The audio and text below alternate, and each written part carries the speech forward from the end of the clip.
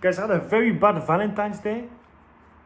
I've always had Valentine's Day, you know. I always make sure that I have something special on this date. Whether it's with a girlfriend or someone I'm trying to make my girlfriend, or fucking strangers. For a long time, I just offered roses to strangers on Valentine's Day. Because I've always thought it's the day to celebrate love, and I was a very, open person. I really like to share what I had, Anyway. So this year, I've always had fucking lovely experiences before, but this year was a shit Valentine's Day. So I'm in Uzbekistan right now. I'm French, I'm from France. And so there's this girl I know from my cooking school in France, Uzbek girl.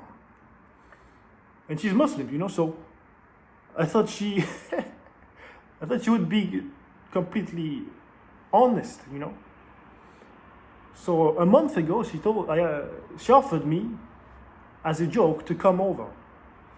And I said, so you want me to come for Valentine's Day? That's what you want? She said, yeah, haha, with heart emoji.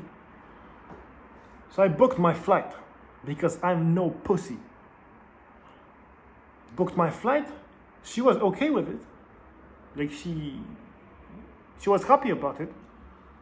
But then, 2 weeks later, she started talking less and less. And then the day of the flight, I had, gone into the airport. I was waiting for my flight, sat in front of the onboarding. 5 minutes before the onboarding, she texts me. She sends me an audio note saying, you know what, blah, blah, blah, because actually I have a boyfriend. I'm like, what? Apparently she met someone 2 weeks before the trip, so 2 weeks after I booked my plane ticket. And it was very deep, very special, very unique, and she thinks it's a serious guy that she's going to stay with for a long time. So I was fine with that. I still felt fucking annoyed and fucking joked at. Like, what the fuck was that? I booked a fucking plane for you in this country that I don't know shit about, in this dangerous place of the world, right? Turns out this country is very safe. But I didn't fucking know it was a weird risk for me to take. And still, I came here, she was like, yeah, I have a boyfriend, blah. And she has a boyfriend. I've seen her, I've visited places around here with her and her boyfriend. Nice guy, but just a weird fucking experience. So I wasn't gonna go out with her on Valentine's Day. So what happened is that I thought, it's a Muslim country and it really is different. Like, it is nothing like the West. Girls here actually want husbands. They don't go out to fuck randoms. They're trying to meet fucking husbands. So I just downloaded Tinder and thought, I'll see if there's hoes around here, and if there's like girls that actually are looking for fucking husbands on Tinder here. And I've been on NoFap for 10 months now. I'm not chasing pussy. It's just that I came here for this girl, which, by the way, I was totally fine making my wife. I've known this girl for a long time. I like her, and I know that she's not a degenerate whore. So I would be actually fine to have wifed her, but she met this guy. So I was just out here in Uzbekistan. I'm here for 2 weeks and didn't know what to fucking do for Valentine's Day, which I came to meet her on Valentine's Day. It was the deal. Like, she agreed to it, and then the plan changed. So I downloaded Tinder and met some random Uzbek.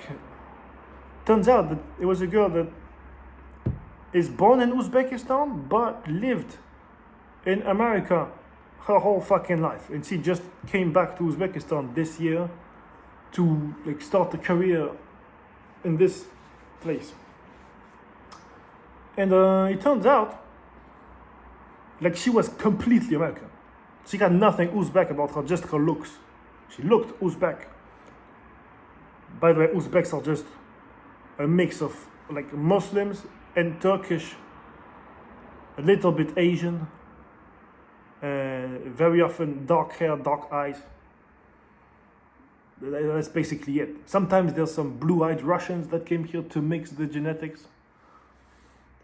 But really it's brown hair, dark eyes. This kind of Muslim-ish style of girls, and guys. So when I saw her on Tinder, the profile, I thought it was an Uzbek girl. So I thought she's gonna be a sane girl, not a degenerate. So I thought, you know what, let's just meet her on Valentine's Day. It's not the first time that I meet someone for the first time on Valentine's Day. Last year, I did, and it was a great experience. I actually loved it. I ended up like cutting contact with the girl because I told her that I didn't tell her, but I made her understand that she was a whore and I didn't like this kind of people. But the Valentine's Day date was amazing. One of my favorite experiences. So I thought this year I can do it again. It was fun last time. Could be fun this time. So we have a date at a bar. So first thing, she tells me I don't drink. So I think that's good. I like to hear that, right? I don't drink because I work out a lot. And I prefer to maximize my gains than drink. And so we go out to have this spritz, Aperol, alcohol. She tells me she doesn't drink, and then the first thing we have is fucking alcohol. Just one glass though, it's fine. And then she tells me, don't go to people's places. Then I tell her, because I'm a trained chef, tell her, you sure you don't want to come? We could have some chocolate lava cake at my place if we just bought some chocolate, and I could use my magnificent skills in 10 minutes and make you chocolate lava cake. And she totally was down for it.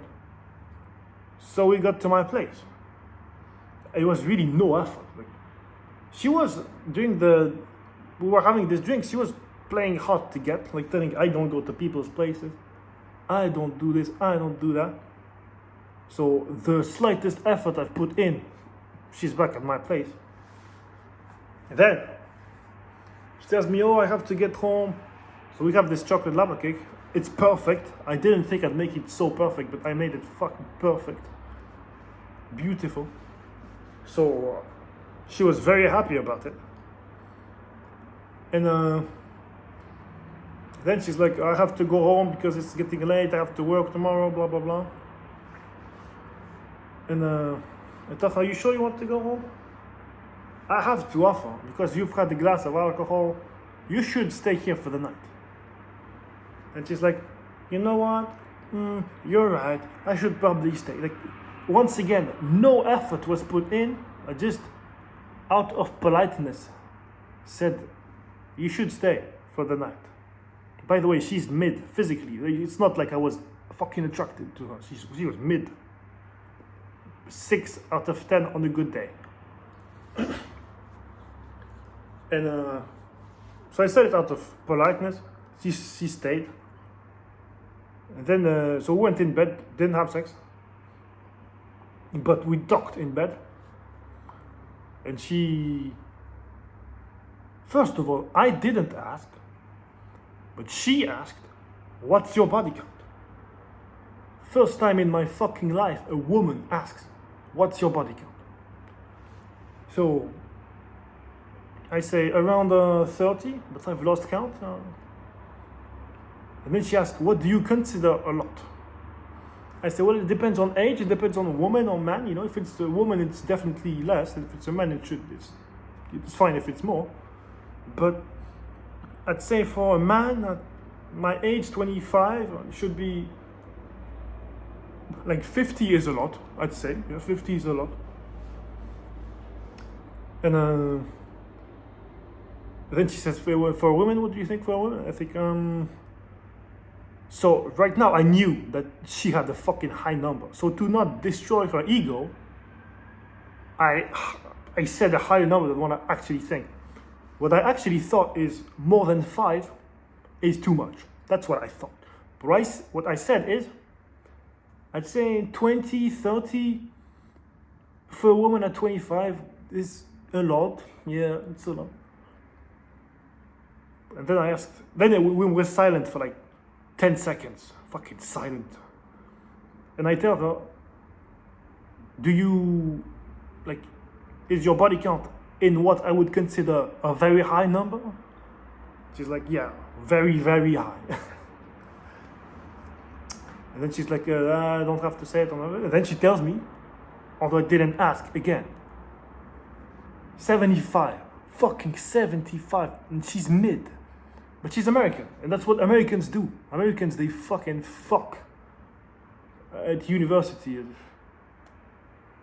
It kind of disgusts me, with this fucking American lifestyle. If it's guys, I don't give a shit.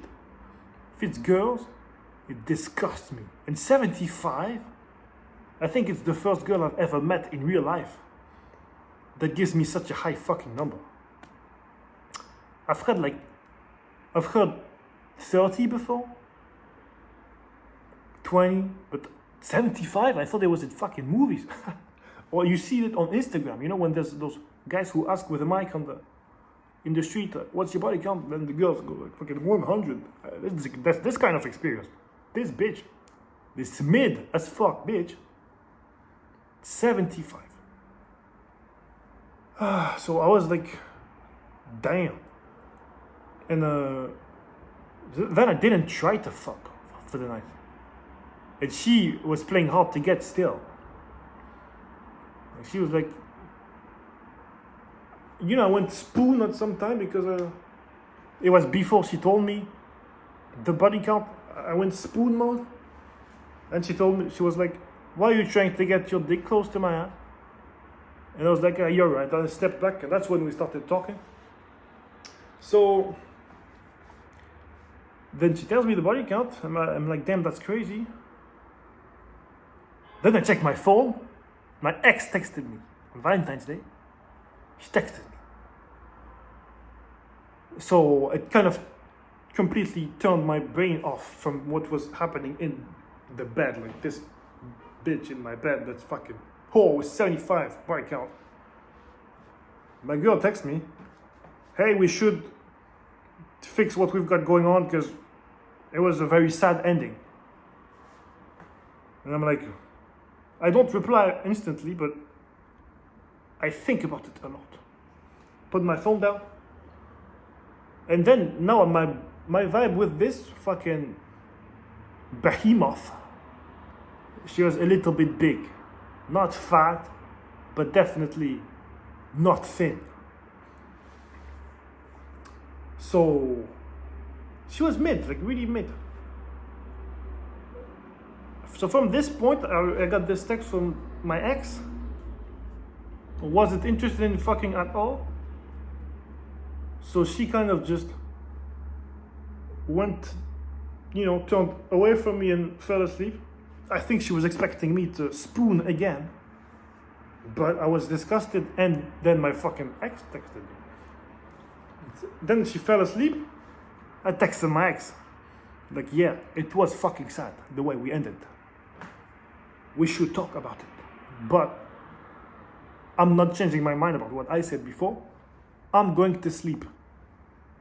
Basically, without saying goodnight. So, and then I just went to sleep. And I was thinking, what the fuck am I doing right now? I'm in bed with a fucking 6 out of 10 on a good day. And you know, the past fucking, I don't remember before the past 5 girls I've had, but the past 5 I've had were all 9 out of 10s or 10 out of 10s. Like, to my standards, I all consider them as 5 and 10s out of 10. And I made the promise to myself that I would never downgrade. I would never downgrade. And this girl that texted me, she's a 10. Like, physically to me, a fucking 10. fucking cute, hot, beautiful, not innocent. That's why she was my ex, because she was in fact not innocent. I thought she was, she wasn't. And so, go to sleep. Next day in the morning, I don't remember how it went exactly, but basically we kept on talking the previous night about how I have a pretty huge tool, and that she was like, oh, I'm making too much noise. I have a pretty huge tool, and she wanted to see it. In the morning she was like, let me see. She didn't say it like this. I just woke up with a morning wood. I'm gonna bring the phone closer because I think the neighbors are getting pissed at me right now. But I had a morning wood. And she reached out to see the sign. And she was like, you know, started fucking moaning and shit. And grabbed it, started playing with it, pulled my underwear down completely, and then pulled her underwear down. And then she was like, do you have condoms? I said, nope.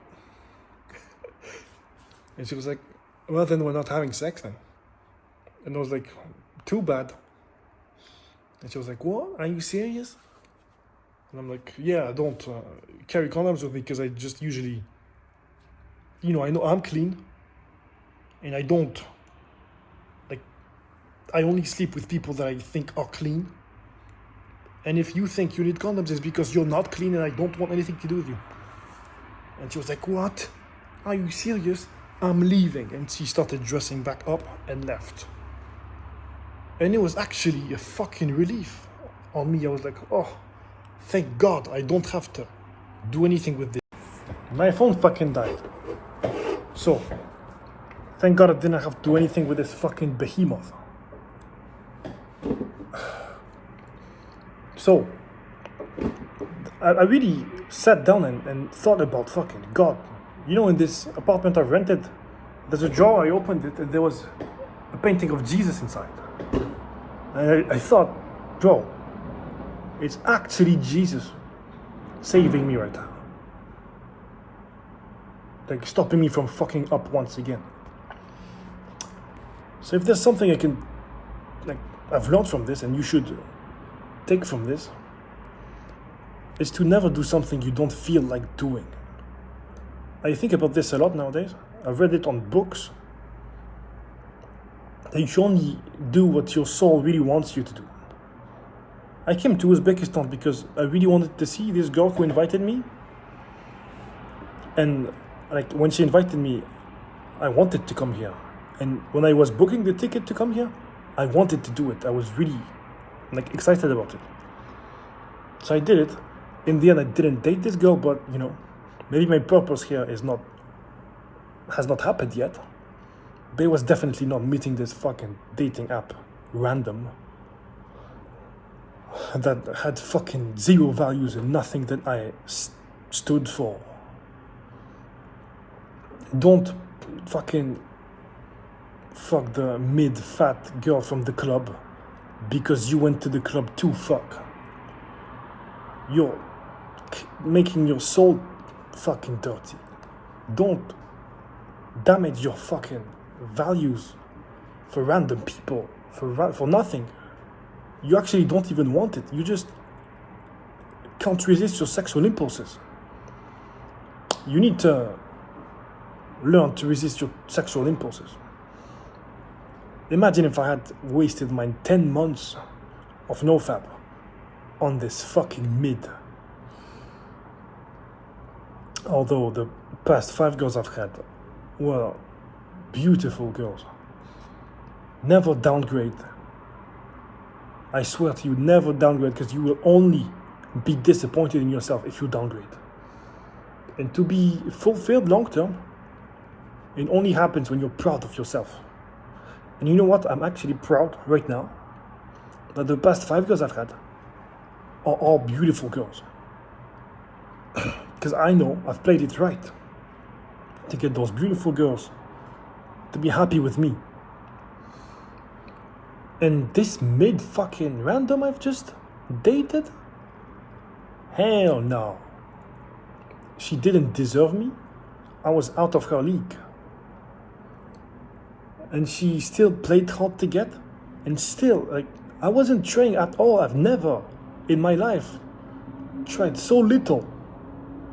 And she pulled her panties down herself. Like, when the devil wants you, he'll fucking tease you. He'll come right in front of your nose to push fucking sin in front of you. Don't do it. You're not here for this. You're better than this. I hope you can learn something from this video. Yeah? Don't downgrade. I swear to God. It's the only way to make sure that you'll be disappointed forever if you do. Oh my God. I don't know what would have happened if she was fine, like without condoms, you know? I actually don't know what would have happened. But thank God she fucking left. Oh, I'm relieved. If you're interested, I care a lot about mindset and in fitness and natural lifestyle, especially natural diet, to improve how you feel in your body. I was fat not so long ago. Had a crazy transformation. You can check my Instagram in the description. And hopefully you can learn something from me. You know, the biggest takeaway is resist temptation. Temptation is only going to bring you down. Every time you fail to resist the temptation, you degrade yourself by, like, maybe it's 1%, maybe it's 10%, but maybe you just reduce it by 1% and you don't think it's a big deal. But every time you sin, you downgrade 1%. And it only will lead to you being a worse version of yourself. Every time you take the easy path, you're leading to a worse version of yourself. Resist the slave mind.